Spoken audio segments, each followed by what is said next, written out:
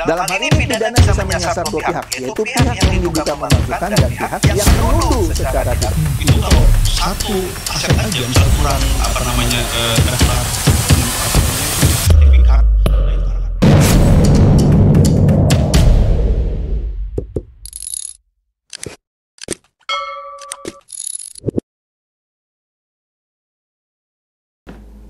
Halo Bapak Ibu, saudara-saudari sekalian, lovers and haters, salam cerdas Indonesiaku. Jumpa lagi kita pada kesempatan kali ini. Bagi Anda yang belum subscribe channel saya, silakan subscribe channel saya. Tekan loncengnya agar Anda dapat notifikasi setiap kali saya mengupload video-video saya. Pada kesempatan kali ini saya akan membahas sebuah langkah yang tidak pernah diduga oleh para kadrun dan badrun atas seorang Prabowo Subianto, presiden kita yang ke-8, sang 08. Ya, langkah apa ini? Ya, langkah Prabowo ya menepis dan mengenyahkan isu-isu atas kereta cepat Jakarta-Bandung alias WUS. Nah, kita tahu kan, saya lupa ya sequence peristiwanya. Apakah Purbaya dulu atau Mahfud dulu? Nggak peduli deh ya. Misalnya Pak Purbaya, dia nggak ada angin, nggak ada api gitu ya. Tiba-tiba bilang, jangan minta penyelesaian hutang WUS dari APBN. Nah, ini memantik tanda kutip seperti polemik antara Pak Luhut dengan Pak Purbaya. Pak Luhut bilang, siapa yang minta penyelesaian hutang ini dengan APBN? Kemudian, di suatu rapat para menteri dan para pembantu presiden, terlihat Pak Purbaya ini seperti diacukan oleh para menteri lain termasuk Pak Luhut. Nah, para kadrun dan para badrun mengambil kesempatan ini. Tiba-tiba ya, saya bukannya benci Pak Purbaya ya, saya mengkritik beliau sih ya, tapi bukan berarti saya membenci Pak Purbaya. Nah, ini momen ini dipakai oleh para kadrun dan badrun. Nah, ini dia nih, pokoknya seakan-akan dia menjadi media darling dan juga dipuji-puji oleh para kadrun dan badrun karena dia dimusuhi seakan-akan gitu ya oleh para menteri lain yang sering dia komentari. Nah, ini nih yang bisa membawa Indonesia bla bla bla lah. Aduh. Nah, ini memang lucu lah negeri Konoha ini gitu ya. Oke, kembali lagi. Kemudian Pak Mahfud MD. Dia meniup peluit atau melemparkan isu lah gitu ya. Dia bicara soal proyek IKN dan juga WUS ini yang syarat korupsi katanya, ada markup dan lain-lain. Kemudian disambut lagi sama PDIP. Adalah kader PDIP, siapa itu sudah saya bahas di konten saya terdahulu. Ibu Mega itu sudah peringati dari dulu, penting nggak itu WUS gitu, ya. Seakan-akan mau menyalahkan Jokowi. Mau menyalahkan Jokowi. Sekali lagi, saya bukan ternak Mulyono ya. Saya bukan pendukung Pak Jokowi, saya pendukung Prabowo. Dari dulu sudah saya katakan saya pendukung Pak Prabowo. Tapi saya respect sama Pak Jokowi, ya.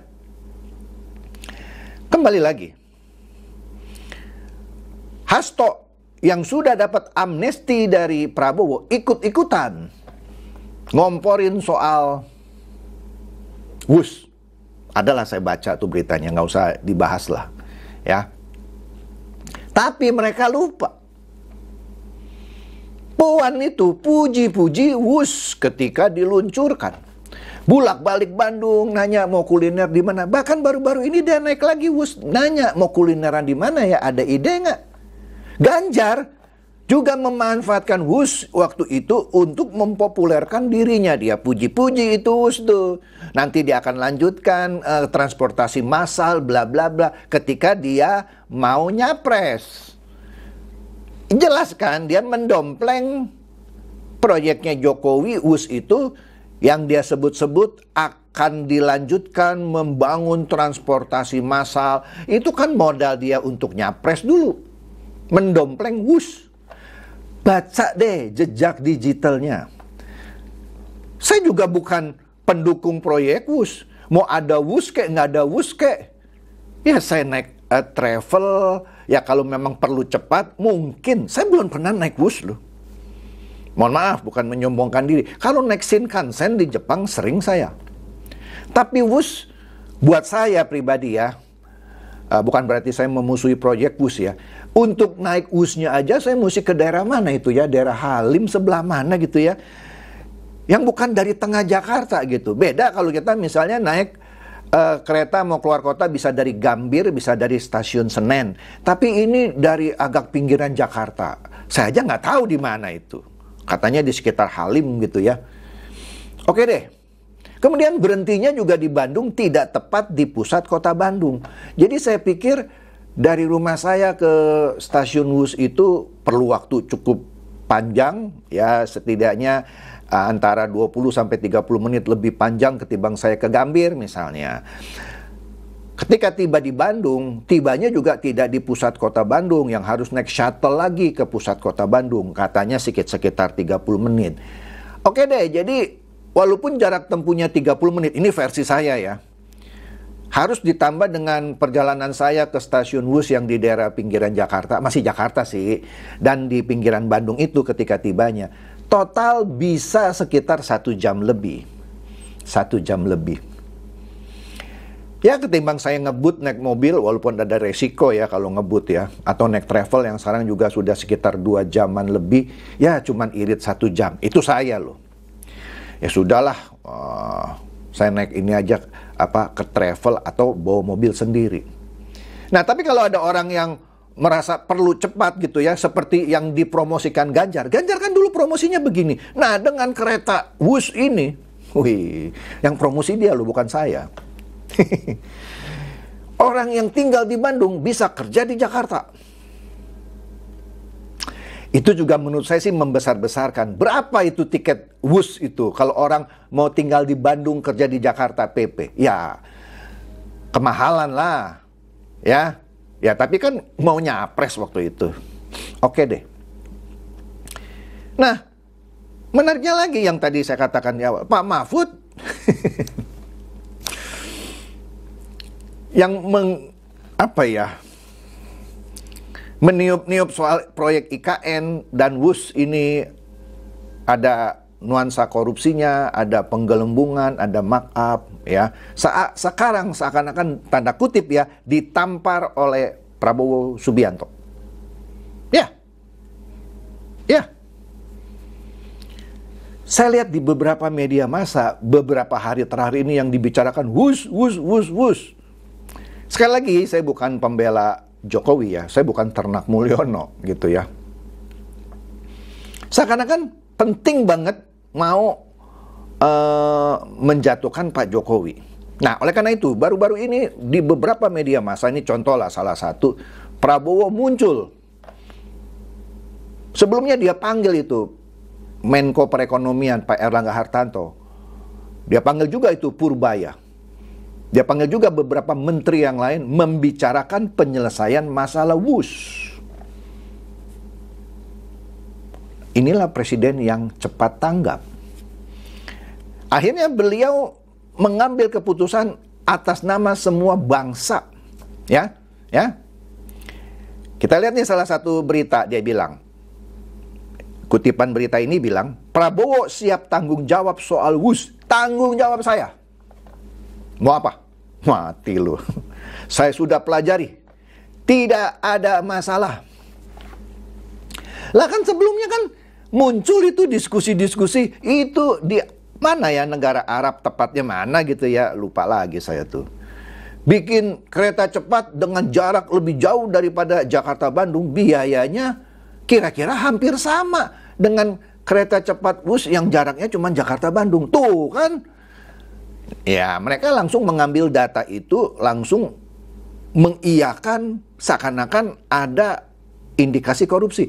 Saya tidak tertarik soal apakah ada korupsi atau tidak ada korupsi. Itu biarkan urusan KPK lah kalau dia mau periksa gitu. Ya. Tapi sekarang dengan pernyataan Pak Prabowo, saya sudah pelajari, tidak ada masalah. Mau apa? Mau apa? Sekali lagi saya bukannya bilang pasti tidak ada korupsi. Saya nggak bilang itu juga. Dan saya nggak penting lah soal ada korupsi atau tidak ada korupsi. Bukannya nggak penting ada koruptor atau tidak koruptor. Ya penting juga sih. Ya kan? Tapi masalah ini sudah dibuat atau dipolitisasi. Dipolitisasi menurut saya. Ya. Oleh karena itu dengan cepat Pak Prabowo mengambil alih, mematahkan isu-isu liar ini, ya, dengan memanggil tadi Purbaya, Erlangga Hartarto, dan beberapa menteri lain. Akhirnya dirumuskanlah sebuah mekanisme penyelesaian hutang WUS. Dalam pidatonya Pak Prabowo bilang, yang namanya proyek transportasi massal, contohlah kereta api sekarang, pemerintah itu subsidi 60%. Artinya proyek kereta api, ya pasti rugilah. Awal-awalnya, ya mungkin setelah sekian lama untung. Subsidi. Sebagian diambil alih oleh pemerintah. Itu contohlah transportasi massal. Kemudian, bagaimana penyelesaian hutang ini? Yang sebelumnya Purbaya belum apa-apa bilang tidak akan jangan minta dari APBN. Akhirnya Pak Prabowo bilang kita cicil tiap tahun. Saya baca kalau saya tidak salah berapa itu, berapa triliun gitu per tahun. Kita cicil dari uang korupsi yang yang dikorup gitu ya, oleh para koruptor. Kan sekarang para koruptor lagi diburu nih sama Pak Prabowo nih, ya. Terakhir ada jumpa pers, itu ada tumpukan uang di Kejaksaan Agung berapa triliun itu ya. Nah, itu akan dipakai untuk membayar hutang WUS itu. Akan dibayar. Ya. Jadi udahlah, jangan banyak bawel lagi. Pak Prabowo siap tanggung jawab. Nah, kalian mau bilang sekarang Pak Prabowo yang salah? Menurut saya, pidato Pak Prabowo ini sekaligus menurut saya ya, Anda boleh tidak setuju, menunjukkan ya, dia tidak mau mengambil keuntungan dari polemik WUS. Orang-orang kan berteori, wah ini Pak Prabowo sama Pak Jokowi begini lagi renggang gini. Sekali lagi Pak Prabowo membuktikan dia tidak ambil keuntungan dari polemik kereta WUS. Misal begini loh, kalau dia mau ngambil keuntungan, mau menjatuhkan Pak Jokowi, misal, ya dia bilang, ya oke, silakan KPK periksa misalnya. Saya juga percaya bukan berarti Pak Prabowo mau melindungi yang orang anggap misalnya Jokowi melakukan korupsi atau pihak-pihak melakukan. Saya nggak yakin itu.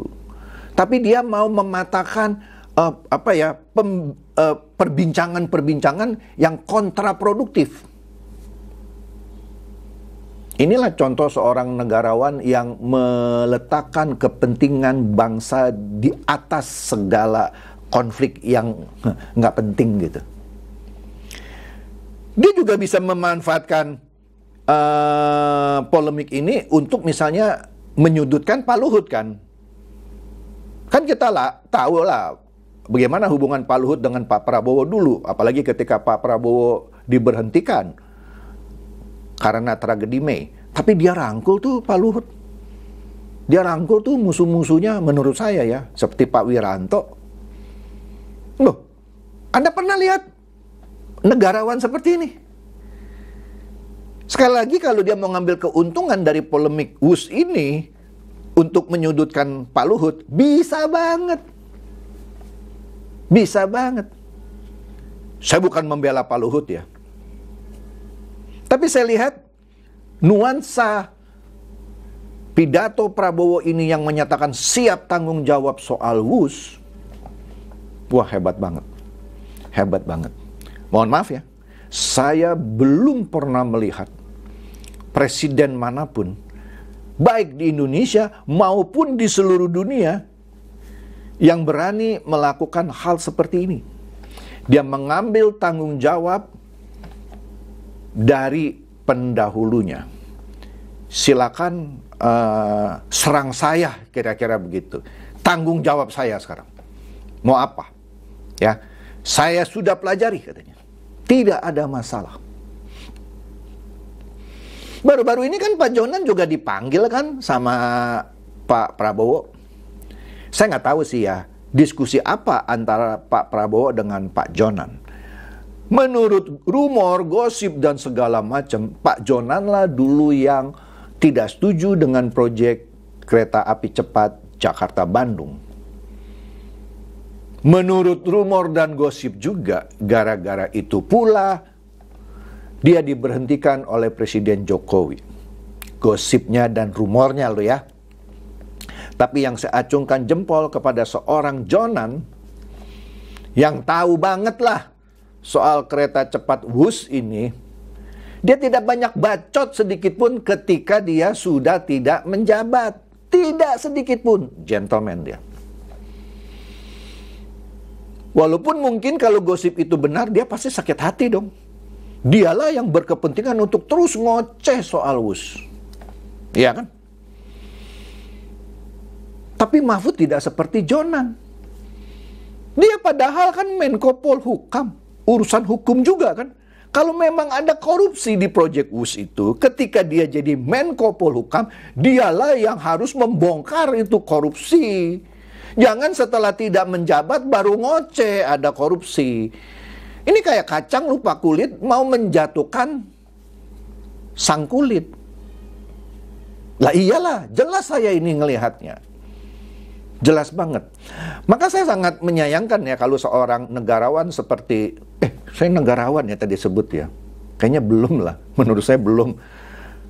Orang lah seperti Mahfud gitu ya, melontarkan isu-isu menurut saya murahan. Terlepas benar atau nggak benar gitu ya isunya ya. Poin saya adalah ketika lu jadi Menko Polhukam, apa yang lu lakukan untuk proyek IKN maupun Wus? Jangan sekarang sudah tidak menjabat baru ngomong. Memalukan. Anda kan Panglima Hukum pada waktu itu. Kalau Anda nggak bisa benahi, berhentilah kayak Jonan. Ambil inisiatif, mundurkan diri. Kalau saya jadi Pak Mahfud, orang-orang yang kenal saya, ya, saya ngundurkan diri tuh. Karena saya sebagai Menko Polhukam nggak mampu mengusut korupsi atau markup IKN maupun Wus. Tapi sudah tidak menjabat, koar-koar. Seakan-akan paling hebat gitu. Memalukan menurut saya. Memalukan. Inilah ironis. Tapi orang-orang seperti Pak Mahfud dipuji-puji sama Kadrun dan Badrun. Padahal dulu dia pelindung gitu. Ini lucu lah. Nah inilah hebatnya Pak Prabowo. Meskipun dulu dia dimusuhi, dulu dia pernah kalah 2 kali sama Pak Jokowi gitu ya. Tapi dia tetap menganggap apa gitu ya, dia pernah bilang 1000 teman masih terlalu sedikit, tapi 1 musuh terlalu banyak. Ini dibuktikan lagi. Dia bukan tipe orang yang suka cari musuh. Musuh pun dirangkul sama dia. Bedalah sama, mohon maaf, Pak Mahfud yang terus-menerus nyari musuh karena gara-gara kalah Pilpres. Aduh sedihlah saya kalau ngelihat inilah ya, polemik-polemik yang diciptakan oleh para orang atau partai atau apa yang kalah Pilpres. Hasto yang sudah dapat amnesti sekarang mulai ngoceh lagi. Capek deh. Ya. Harusnya kita tuh bersama-sama, sudahlah mau menang mau kalah, kita bersama-sama bangun negara ini. Pak Prabowo kan bilang, ya sudahlah. Kalau sudah kalah ya sekarang kita gabung, kita bangun negeri ini. Bukan terus ribut seperti zaman kampanye Pilpres. Ini kan yang terjadi setiap hari seperti itu. Ya kan? Menyedihkan dan memalukan menurut saya. Oke, jadi poin saya adalah, ya mari kita dukung ya pidato atau pernyataan Pak Prabowo yang bilang siap tanggung jawab soal WUS. Ya, dia yang bertanggung jawab sekarang. Ya, dan dia sudah katakan, sudah saya pelajari, tidak ada masalah.